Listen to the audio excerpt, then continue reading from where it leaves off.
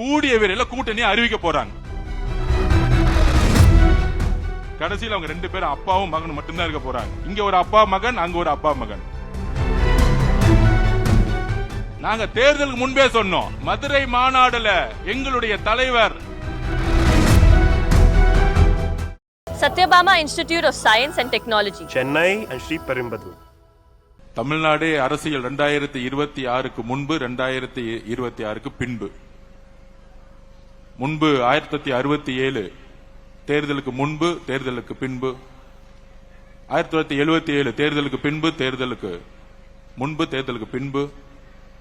அப்படியான அரசியல் சூழ்நிலை 50 வருடங்கள் கழித்து 2026 இப்ப சொன்னாங்களே இங்க வந்திருக்கக்கூடிய விஜயபாஸ்கர் ஸ்கொயர்னு சொன்னாங்க. ஆனால் தமிழ்நாட்டில் தேர்தலுக்கு பின்பு விஜய் என்ற ஒரு முழக்கம் தமிழ்நாடு முழுவதும் மட்டுமல்ல,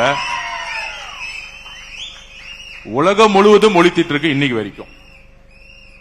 அதனால எங்களுடைய தலைவருடைய பெயர்ல உங்களுடைய பெயர் ஆரம்பிக்குது. உங்களுடைய எதிர்காலம் இங்க பிரகாசமாக இருக்கும். அதற்கான உறுதி எங்களுடைய தலைவரிடம் இருக்கிறது, எங்களிடம் இருக்கிறது. இணைந்து பணி செய்வோம். இணைந்து என்ன மாதிரியான பணி செய்ய வேண்டும், என்ன மாதிரியான அரசியலை 2026க்கு அப்புறம் எங்களுடைய தலைவர், எங்களுடைய முதல்வர் உருவாக்கி இருக்கிறார். எல்லோருக்கும் தெரியும், பண அரசியலை 75 வருஷ பண அரசியலை தூக்கி எறிஞ்சது தமிழக வெற்றி கழகம். மத அரசியலை தூக்கி எறிந்திருக்கிறது, ஜாதி அரசியலை தூக்கி எறிஞ்சிருக்கு தமிழக வெற்றி கழகம் இந்த தேர்தலுக்கு பின்பு. ஆனால் 2026க்கு பின்பு என்ன மாதிரி அரசியல் சூழ்நிலை, அரசியல் விமர்சகர்கள் என்கின்ற போர்வையில் பேசிட்டு இருப்பாங்க. அதிமுக இருக்கக்கூடிய எம்எல்ஏக்கள், முன்னாள் சட்டமன்ற உறுப்பினர்கள், நாடாளுமன்ற உறுப்பினர்கள், மாவட்ட செயலாளர்கள், முன்னாள் அமைச்சர்கள் எல்லாம் சேர்றாங்க. எம்எல்ஏக்கள் சேரும்போது அது வந்து குதிரை பேரும். நாங்கள் எம்எல்ஏக்கள் வரும்போது சொன்னோம், ஒட்டுமொத்த அதிமுகவுடைய 90% நிர்வாகிகள், தொண்டர்கள் தமிழக வெற்றி கழகத்தில் இணைய போகிறார்கள். ஏன் இணைய போகிறார்கள்? அதற்கான மெசேஜும் 30 நாளுக்கு முன்னாடி சொன்னோம். 2026 தேர்தலுக்கு பின்பு தமிழக வெற்றி கழகம் 108 தொகுதிகள் நிற்கும் பொழுது, நேற்று கூட்டணி கட்சியோடைய மீட்டிங்லாம் நடந்துட்டு இருந்துச்சு. அப்ப அங்க வந்த அனைத்து தலைவர்களும், காங்கிரஸோட தலைவர்கள், நேற்று காலையில் வந்த கம்யூனிஸ்ட் தோழர்கள், மதிமுக தலைவர், விசிகே உடைய தலைவர், இந்திய கம்யூனிஸ்ட் ஐஎம் தலைவர்கள் சொன்ன ஒரு வார்த்தை, நீங்க ஆட்சி அமைக்கிறதுக்கு என்ன நிலைப்பாடுனா எடுப்பீங்கன்னு நினைச்சோம். மாண்புமிகு முதலமைச்சர் அவர்களை பார்த்து சொன்னார்கள், 108 வந்தவொடனே நீங்க அதிமுகவுடைய இபிஎஸ் அவர்களிடம் ஆதரவு கேட்பீங்கன்னு நினைச்சோம். 47 எம்எல்ஏ இருந்தாங்க. அந்த ஆதரவுடன் நீங்க ரொம்ப எளிமையா, ஈஸியா நீங்க முதலமைச்சர் ஆயிருக்கலாம். ஆனால் நீங்கள் அழைத்தது இந்திய காங்கிரஸ் கட்சியை. அவங்க 5 எம்எல்ஏ தான் வச்சிருந்தாங்க. கம்யூனிஸ்ட் கட்சி தோழர்கள் சப்போர்ட் பண்ணுவாங்களா இல்லையா தெரியாது. விசிகே சப்போர்ட் பண்ணுமா இருக்கா தெரியாது. 60 வருஷம் உறவு இருக்கக்கூடிய ஐஎம்எல் சப்போர்ட் பண்ணுமா இருக்குமா தெரியாது. ஆனால் நீங்கள் காங்கிரஸை அழைத்த பொழுது நாங்கள் நம்பினோம், நீங்கள் மதசார்பற்ற கொள்கையிலும் சமூக நீதி கொள்கையிலும் உறுதியாக இருக்கிறது என்பதை நாங்கள் நம்பினோங்கிறது எல்லா தலைவர்களும் சொன்னார்கள். அப்ப எங்களுடைய தலைவர், தமிழக வெற்றி கழகம் எம்எல்ஏக்கள் தேவைப்பட்டாலும் காங்கிரஸோடைய 5 எம்எல்ஏக்களுடன், கம்யூனிஸ்ட் தோழர்களுடன், விசிகே தோழர்களுடன், ஐஎம்எல் தோழர்களுடன் ஆட்சி அமைக்கிறதுக்கு கடைசி நாள் வரைக்கும் போராடினோம். ஆனால் ஏன் அதிமுகவுடைய திரு இபிஎஸ் பழனிசாமி நாங்கள் ஆதரவு கேட்கவில்லை? It's a political strategy. என்ன பொலிட்டிக்கல் ஸ்ட்ராட்டஜி அது? தேர்தலுடைய ரிசல்ட் வந்துட்டு இருக்க நேரத்தில் ஒரு 7-8 மணிக்கெல்லாம் தகவல் வந்து 108 110 நிக்கிறோம்.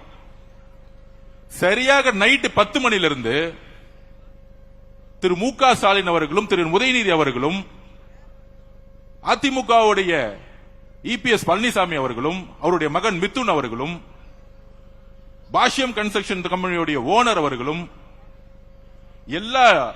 எல்லோரும் ஒன்று சேர்ந்து திமுகவும் அதிமுகவும் சேர்ந்து ஆட்சியை அமைக்க பேச்சுவார்த்தை நடத்த ஆரம்பிச்சிட்டாங்க. அதிமுகவுடைய நிறுவனர் யார்? புரட்சி தலைவர் அவர்கள் எதற்காக கட்சியை உருவாக்கினார்? அண்ணன் செங்கோட்டையன் வந்தார்களே இங்க, புரட்சி தலைவருடைய அமைச்சரவையில் பங்கு பெற்றவர். அதுக்கப்புறம் புரட்சி தலைவி அம்மா அவர்கள் அதிமுகவை வழிநடத்திய பொழுது எதற்காக என்ன சொல்லி வழிநடத்தினார்கள்? இந்த திமுக தீய சக்தி குடும்பம் ஊழலுக்காக உருவாக்கப்பட்டது. இந்த தீய சக்தி எதற்கு அதிமுகவை உருவாக்கியது புரட்சி தலைவர் எம்ஜிஆர் அவர்கள். அதை வழிநடத்தியவர்கள் புரட்சி தலைவி அம்மா அவர்கள். புரட்சி தலைவர் அவர்களுக்கு என்ன நேர்ந்தது? புரட்சி தலைவி அவர்களுக்கு என்ன நேர்ந்தது? சட்டமன்றத்தில் மரபை பத்தி பேசுறாங்க. புரட்சி தலைவி அவர்களை சேலையோடைய இழுத்து கிழிச்சது யார்? இதே திமுக. திமுக மரபை சட்டமன்றத்தில் ஃபாலோ பண்ணாங்களா? அப்ப அம்மாவுடைய உணர்வு, புரட்சி தலைவியோட அம்மாவுடைய உணர்வு ஒவ்வொரு அதிமுகவுடைய தொண்டருக்கும் அவனுடைய உயிர் நாடியில் இருக்கிறது.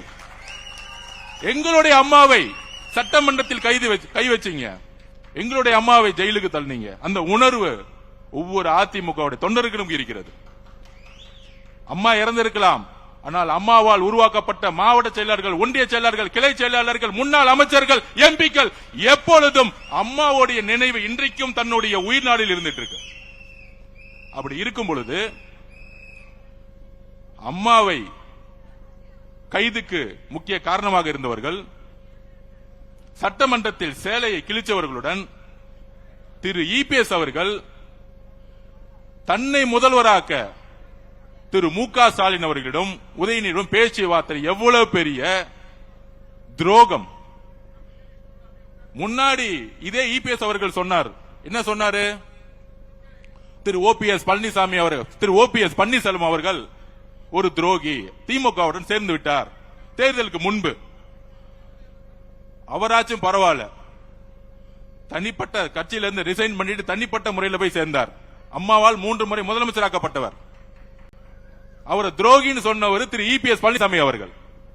ஆனால் ஒட்டுமொத்த கட்சியும் திமுகவிடம் அடமானம் வைக்கும் பொழுது அங்கதான் கொதிச்சு எழுதாங்க உண்மையான அதிமுக விசுவாசிகள், முக்கியமாக தாய்மார்கள். நாங்க தேர்தலுக்கு முன்பே சொன்னோம், அதிமுகவுடைய தொண்டர்களும் ஓட்டும் தமிழக வெற்றி கழகத்திற்கு வந்துருச்சு. அதனாலதான் எங்களுடைய மிகப்பெரிய வெற்றி. இயற்கையாகவே இங்கு தமிழக வெற்றி கழகமும் அதிமுகவும் ஒன்று, ஒரே குறிக்கோள், ஒரே எண்ணம், ஒரே லட்சியம். இதை இன்றைக்கு சொல்லல, தேர்தலுக்கு முன்பு சொல்லல. மதுரை மாநாடுல எங்களுடைய அரசியல் நிலைப்பாடை எங்களுடைய தலைவர் அதோடைய சேஜோட முகத்தொல்லை பார்த்திருப்பீங்க. புரட்சி தலைவர் எம்ஜிஆர் அவர்களும் பேரிங்கர் அண்ணா அவர்களும் எங்களுடைய அரசியல் தலைவர் டிக்ளேர் பண்ணது எங்களுடைய தலைவர். அங்கேயே முடிவு பண்ணிட்டார் மதுரை மாநாட்டிலேயே. அப்படி இயற்கையாகவே உருவான தொண்டர்கள் கீழே உருவான ஒரு கூட்டணி தேர்தலுக்கு முன்பே உருவாக்கப்பட்டது. அதை ஒருத்தர் தான் எதிர்த்தார், திரு இபிஎஸ் பழனிசாமி அவர்கள், தன்னுடைய சுயநலத்துக்காக. ஜெயிச்சு முடிச்ச உடனே அங்க ஒரு குடும்ப கட்சி, இப்பொழுது இபிஎஸ் அவர்களும் தன்னுடைய மகனும் மட்டும்தான் கட்சி நடத்திட்டு இருக்காங்க, வேற யாரும் இல்லை. இப்ப இன்றைக்கு 2 சகோதரர்கள் விஜயபாஸ்கரன் சேர்ந்த பிறகு 60% அதிமுக இணைந்து விட்டது. இன்னும் 30% தான் இருக்கு, இன்னும் 30% தான் இருக்கு. அப்ப பொதுமக்களுக்கு வெளிப்படைத்தன்மை நம்ம பேசணும். எதுக்கு இந்த பொலிட்டிக்கல் ஸ்ட்ராட்டஜி எடுக்கிறோம்? எதிர்காலம் அல்ல, உடன்படிக்கை ஏற்பட்டு விட்டது. இன்னும் அறிவிப்பு மட்டும்தான் இல்ல. திராவிட முன்னேற்ற கழகமும் திரு மு.க. ஸ்டாலின் அவர்களும் தலைவர், அதிமுகவோட பொதுச் செயலாளர் கூடிய விரைவில் கூட்டணி அறிவிக்க போறாங்க. ஒன்னு உள்ளாட்சி தேர்தல் அப்ப இருக்கும், இல்லன்னா லோக்சபா தேர்தல் இருக்கும், மக்களவை தேர்தல் இருக்க போகுது. அப்ப இவங்க 2 பேரும் சேரும் பொழுது கையில் வச்சிருக்க பணமும் டெல்லியோடைய சப்போர்ட்டும் பிஜேபியோட சப்போர்ட்டும் சேர்ந்துகிட்டு ஒரு அரசியல் சூழ்நிலையை தவறா தமிழ்நாட்டில் உருவாக்கிடக்கூடாது. அப்படி சேரும் பொழுது ஒட்டுமொத்த அதிமுக நிர்வாகிகள் ஆல்ரெடி இங்க மூவ் ஆயிட்டாங்க, தமிழ் வெற்றி கழகத்துக்கு மூவ் ஆயிடுவாங்க.